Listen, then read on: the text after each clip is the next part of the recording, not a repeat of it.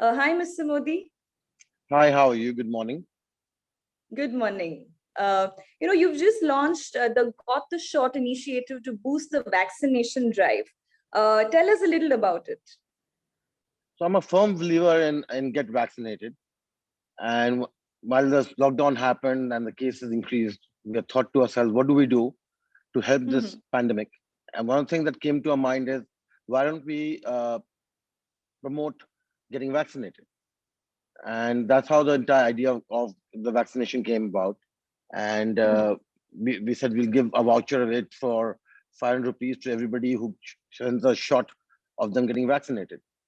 And I think it's been a good initiative. We've got a fairly decent response from our consumers, um, Mhm. and something that I wholeheartedly believe in. We're doing the same thing internally with our employees across the country that to get vaccinated. Uh, Mhm. is the best thing. Is the best thing that we can do. The best thing that we can do. Okay. And is this going to be a digital only initiative, or are you going to extend it to mass media, other Only channels? digital. Only digital Okay. for now. Okay. For now. Okay.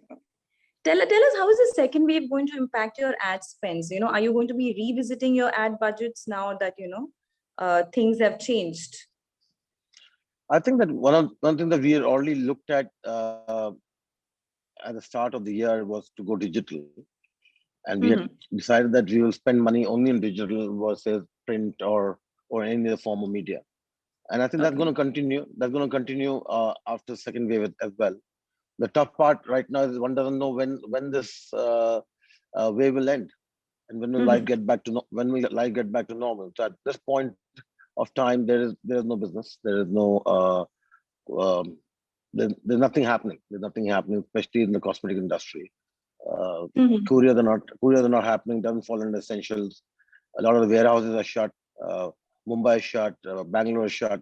So a lot of the online portals that are out there, they don't have. You can't supply to them. Okay. Oh, okay. So in that case, how important is retail for you as a brand? How much of your sales happen via the retail channel vis-a-vis the online channel at this point? So online used to be about 15-20% of our business. And after the Mm-hmm. first wave of the pandemic, about 30-35% of our business became online. The retail Okay. is still the retail is still 65% of our business in our bread and butter. So that's been totally Okay. affected. We've been totally affected by that. Okay. So I remember, I think somewhere last year you did mention that you were looking at, getting 40% of your sales online. So what are the different mediums, online also, what are, apart from your own website, which are the big uh, places where people are shopping for Calabar products at this Uh, point? Nykaa, Myntra, Amazon. I mean, if you look at Okay. all the sites that are out there, all of them, out of the biggest is Nykaa. The biggest site is Nykaa for us. It's cosmetics About only, of course. So yeah. that's right. That's right. So they drive a lot of Okay. traffic. Sorry, please. Okay. And what are the different ways you're trying to boost traffic going to these websites? Well, right now, our main traffic is really by social media. Our main Mhm. promotion is social media, Instagram, Facebook. Those are the main mediums to promote. Plus Mhm. the website themselves are promoting. So a combination of two is what we're using to promote Calabar. Plus there is Okay. a lot. Plus there's we're still introducing a lot of product. So unlike other brands which are not introducing product, we are still Mhm. continuing to introduce 3-4 products a month. That Okay. Which, any year keeps. if you can tell us about a few of the recent launches, So we the did a biggest blue light. ones. So we did a blue light collection, Mhm. which is a very big collection for us. Simply because of a lot of people sitting in front of the computer uh, or using the phones during this lockdown and the Mhm. pandemic as it panned out. Was something to protect your skin. Works very well. That did very well for us. We launched a whole line of essentials, body washes, body creams, body mists. Uh, that has been doing well for us. We're launching Mhm. a new line of lipsticks, more shades of nail polish, getting ready to launch some more products next month. So basically, what's happened is that even before the pandemic, because our calendar goes almost 12 months ahead. Mhm. So because we don't make anything in India, and therefore for us the planning is way ahead. So what I'm going to launch in 2022, I have already planned in 2021. Okay. So that somewhere we've slowed those launches down, but we're still launching. We're still launching. Okay. They generally say that in a recession, the sales of lipsticks go up. But this pandemic is like no other recession. So would you say maybe not sale of this lipstick so much, but skincare is a category that has really picked up for you Yeah, because you launched that about 6 years ago. skincare, you're right. When there's a pandemic, Hmm. lipstick sales go up, and this is like no other pandemic or recession for that matter. Mhm. And this time the lipstick sales have gone down to almost 50, Mhm. 60%. And skincare has gone up, and skincare has gone up for us as well. And that's another area which was only 10% of our business pre-pandemic. And Oh, okay. post-pandemic is about 30% of our business. Skin and body care. Oh, Skin and body care is now 30% of our business. okay.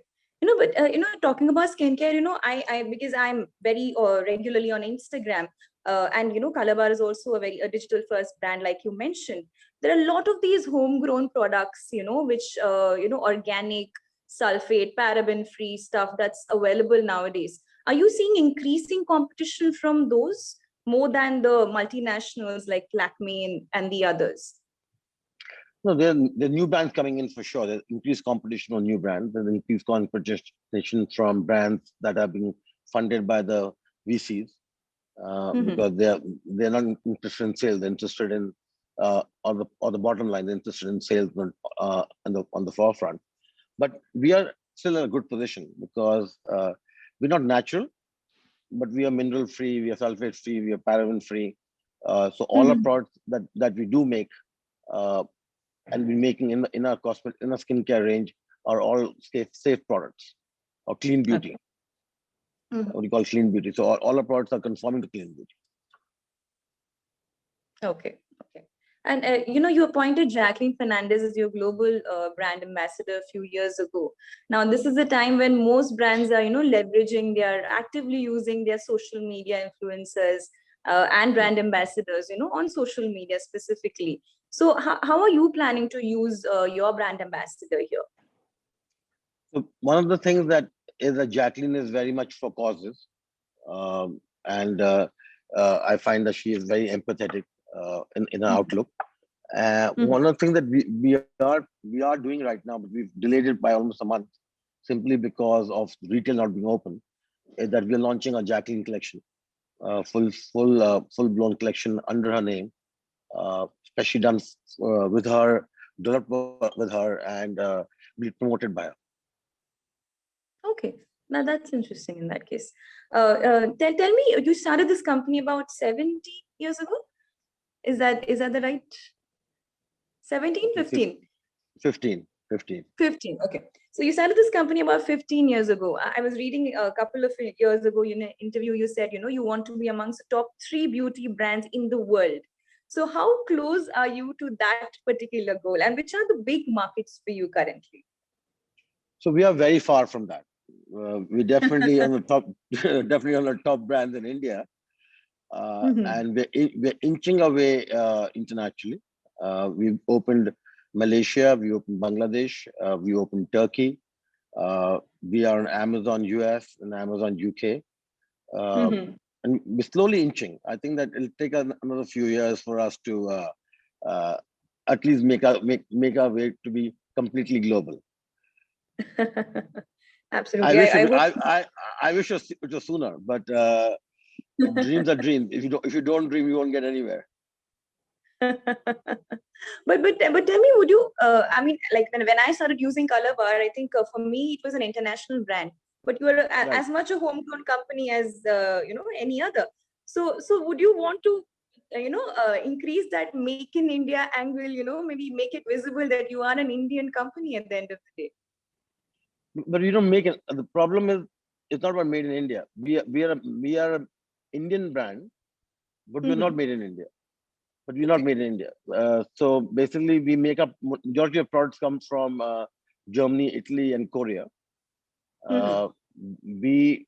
I'm very clear that wherever the best products are, we go there. So one is that. Second is that you need to be making for the top prestige brands for us to buy from you.